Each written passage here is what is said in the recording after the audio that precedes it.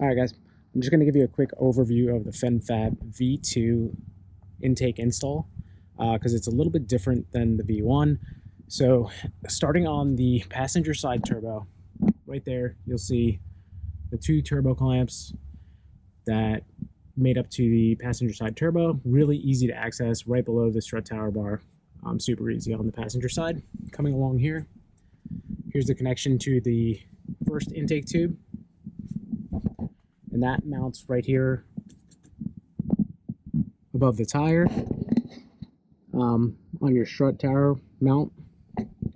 And then there's the filter. It's easier to put the filter on the intake tube before you put the tube down there. Now the driver's side one, I would start with the install of that because it's a little bit more difficult, right? So down there, right below the turbo wastegate, you can see the two T-clamps holding the intake pipe right onto the turbo. So it's a little deeper down there. Use a couple extensions on a ratchet to get to those. And then the tube for the driver's side intake runs right here. It mounts right below onto this, above the tire on the strut tower.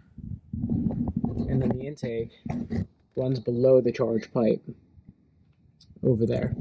So get that one in first, then work on the passenger side one, and then you're going to work on your vacuum line. So here you go. Here's the T that's provided from FenFab.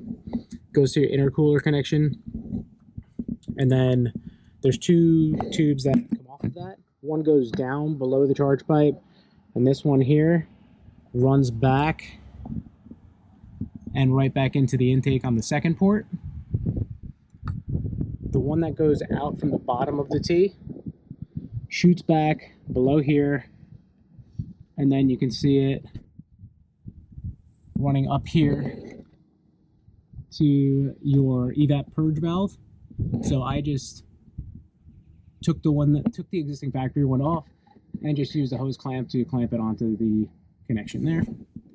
If you do have a blow-off valve from FenFab, that gets teed into this connection, this blue connection on your throttle body. You would cut that right over here, put the T in, and then run the vacuum line to your charge pipe with your blow-off valve here. So you have the three connections, right? We talked about this second one here. This one goes to your T-fitting straight out from the intercooler. This one comes from the wastegate from the driver's side turbo. That one just comes off the factory intake and plugs right into this. This last one over here, the most rightward port on the passenger side intake tube on the V2 intake, goes to the PCV fitting that goes to the crankcase. If you have this sensor over here, you need to cut the factory wire and just clamp this hose onto that before the sensor. Otherwise, you can just do it up here and cut the tube here and replace this whole line.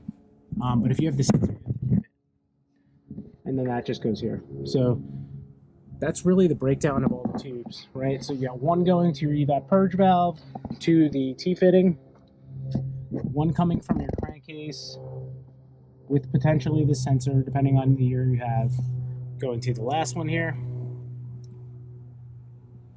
This goes to the T-fitting, this goes to your wastegate. Other than that, it's really easy. The hardest part is getting the factory intake off.